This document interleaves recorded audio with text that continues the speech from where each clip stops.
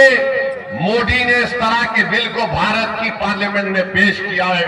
मैं आपको खबरदार कर रहा हूं, मैं आपको बाखबर कर रहा हूं, अगर आज आप नहीं जागेंगे, इस बिल के खिलाफ सदाए एहतजाज नहीं बुलंद करेंगे, तो याद रखिए हम अपनी वक्फ जायदादों को खो देंगे और बाद में रोने से कोई फायदा नहीं। अभी आपको उठकर एक मुस्बित पैगाम देना है, और पैगाम देने का तरीका यह है कि 20 तारीख को जब आप वोट डालने जाएंगे तो आप इसलिए भी पहला अपना वोट इस्तेमाल करेंगे ताकि मोदी को मालूम हो जाए कि हम इस वक्फ बिल को कबूल नहीं करते जो हमारी मस्जिदों को छीनना चाहता है। हम मीरापुर से आरएलडी को हराएं ताकि जयंत चौधरी को मालूम हो जाए कि आप हमारे वोट हासिल नहीं कर सकते जब तक कि आप वक्फ बिल की मुखालिफत में जयंत चौधरी नहीं खड़े हो जाएंगे। तो क्या आप इस वक्फ बिल के खिलाफ वोट देंगे 20 तारीख को? क्या आप अपनी मस्जिद, दरगाहों को, खानखाहों को बचाएंगे? आपने इंशाअल्लाह कह दिया, मगर याद रखिए अगर आप मुत्तहदा तौर पर अपना एक एक वोट मोदी के इस काले बिल के खिलाफ इस्तेमाल करेंगे तो मोदी को भी पैगाम मिलेगा, जयंत चौधरी को भी पैगाम मिलेगा कि मीरापुर की जनता ने जो फैसला दिया है वो सिर्फ मीरापुर की हद तक महदूद नहीं है, बल्कि पूरे उत्तर प्रदेश की आवाम ने फैसला दिया है कि हम तुम्हारे इस कानून, इस बिल को नहीं मानते जो हमसे हमारी मसाजिद को और वक्फ की जायदादों को छीनना चाहता है।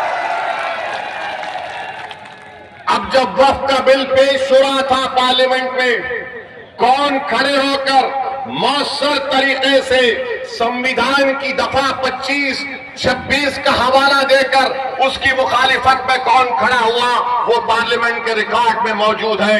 दूसरे पार्टी के लोग भी खड़े हुए, समाजवादी के नेता अखिलेश यादव भी खड़े हुए, बिल के बारे में बोलने के बजाय वो कोई और दास्तान सुना रहे थे, वो कोई और ही दास्तान सुना रहे थे।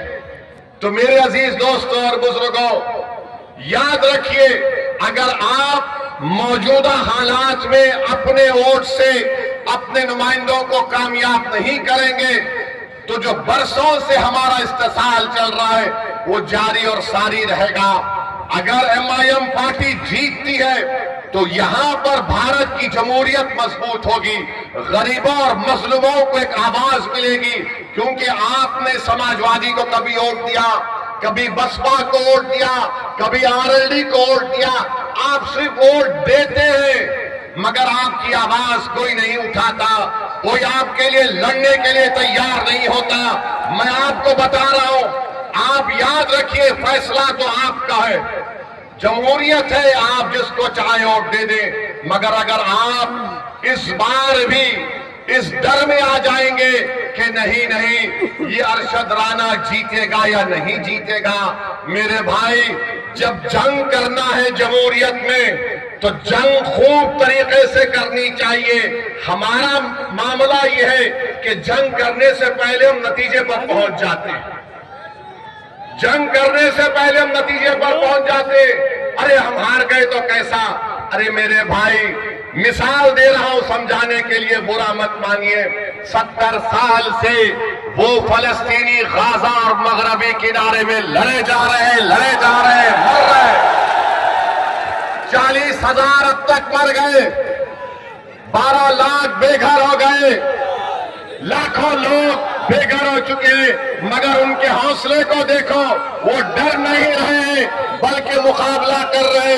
क्यों मुकाबला कर रहे हैं? क्योंकि इजराइल एक जालिम मुल्क है, इजराइल एक जालिम मुल्क है और वो जालिम मुल्क गजा में नस्ल कशी कर रहा है। मगर एक मिसाल देने के लिए आपको बता रहा हूं। दूसरी बात मैं आपके सामने ये अर्ज करना चाह रहा था कि यहां पर अंसारी बरादरी बहुत बड़ी तादाद में है, उनका कारोबार पूरा का पूरा ठप होकर रह गया, कोई नहीं पूछता। आप देखते जाइए बीजेपी क्या कर रही है। जो भी अल्पसंख्यक समाज के लोग अपने हाथ और खून पसीने की कमाई से अपनी जिंदगी गुजारते, उनकी कारोबार को, उनके बिजनेस को खत्म कर दिया जा रहा है। मगर कोई आवाज उठाने वाला ही नहीं, कोई लड़ने वाला ही नहीं। चुनाव आ गया तो सब आ जाते हैं कि भैया को जिताओ, दरी बिछाओ, अपनी जवानी को कुर्बान करो, उसके बाद हम ही मरते हैं, उसके बाद हम ही मरते हैं। तो मेरे अजीज दोस्तों और बुजुर्गों, मेरे भाई आप सुनिए, हाँ जिंदा है, आप भी जिंदा है, हम भी जिंदा है। हम और आप जब तक जिंदा है उस वक्त तक कयामत नहीं आने वाली, अल्हम्दुलिल्लाह। अब आप तीसरी जो अहम बात हम आपको बताना चाहते हैं, यहां पर आप जानते हैं कि मजलिस पार्टी जब लड़ रही है तो मुझे बताया गया कि हस्बे आदत, हस्बे रिवायत हमारे जो सियासी मुखालिफीन हैं वो बोलना शुरू कर दिए, भाजपा का फायदा हो जाएगा, भाजपा का फायदा हो जाएगा। कहां से फायदा होगा मुझे बताओ। अच्छा, यहां पर एक और विधानसभा में उत्तर प्रदेश में चुनाव हो रहा है, करहल में हो रहा है। करहल में बीजेपी का उम्मीदवार कौन है? अखिलेश के भाई धर्मेंद्र का बहन भाई लड़ रहा है। तुम अपने परिवार को नहीं रोक सकते और तुम आकर यहां पर मीरापुर में कह रहे हो कि मजलिस लड़ रही है तो फुलां को फायदा हो जाएगा। अरे तुम्हारे भाई का बहन भी लड़ रहा है, यानी तुम्हारे परिवार हर पार्टी में बैठकर मलाई और गुलाब जामुन खा लेंगे और हमको वोट ना दे कोई। ये कैसे होगा बताइए आप। और अहम बात मैं आपको याद दिला रहा हूं, 2012 सितंबर, ये मुजफ्फरनगर जिले में आता है। अखिलेश यादव मुख्यमंत्री थे, मुजफ्फरनगर का फसाद हुआ।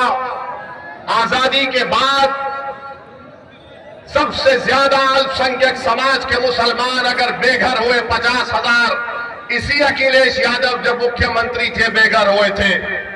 जो खेतों में रह रहे थे, पर्दों के टेंट में रह रहे थे, और यही अखिलेश यादव मुख्यमंत्री थे जब 50,000 लोग बेघर हो गए थे। किसी के माओ की इज्जत लूट ली गई, किसी के बहनों को कत्ल कर दिया गया। आप कैंपों में जिंदगी गुजार रहे थे और अखिलेश यादव सैफई में उत्सव मना रहे थे, मुंबई से एक्टरों को बुलाकर नाच गाना करवा रहे थे।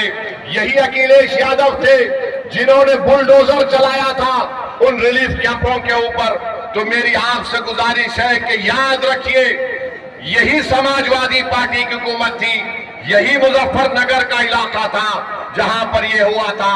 और जब मुजफ्फरनगर का कांड हुआ, कौन उन कैंपों में जाकर फिरकर उन गरीबों की मदद करने के लिए आया था? मैं 3 दिन इस कैंपों में रहा, जाकर देखता रहा।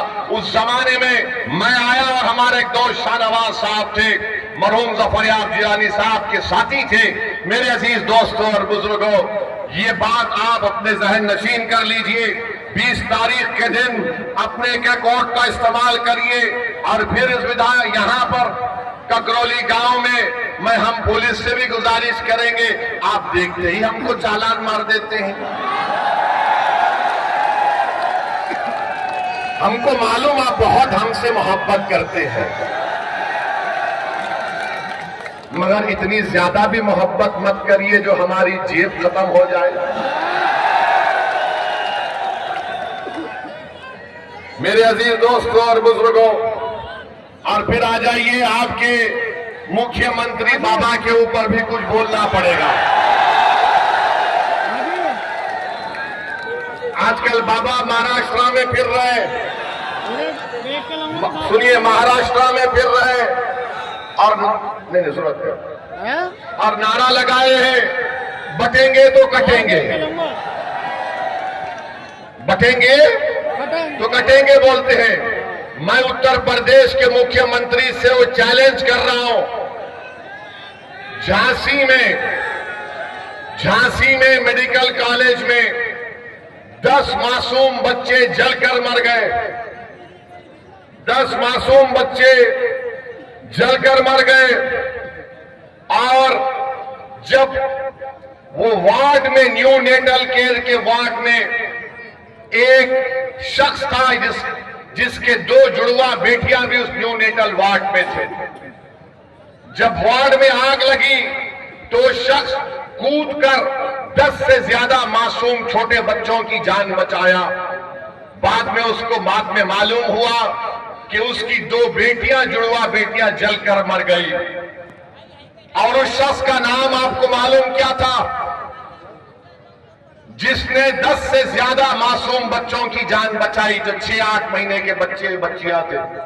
उस शख्स का नाम याकूब मंसूरी था। याकूब मंसूरी कूद गया आग में। ये नहीं देखा मुख्यमंत्री बाबा योगी आदित्यनाथ, नरेंद्र मोदी, देखो याकूब मंसूरी आग में कूदकर ये नहीं देखा कि किस समुदाय, किस मजहब के मानने वालों के बच्चे हैं। वो ये देखा कि बच्चे जल रहे हैं और कूद गया। ये अल्लाह को कुछ और ही मंजूर था, वो अपनी 2 मासूम जुड़वा बच्चियों को नहीं बचा सका। मैं योगी आदित्यनाथ को चैलेंज कर रहा हूं, क्या तुम याकूब मंसूरी को बुलाकर उसके सामने बोल सकोगे, बटोगे तो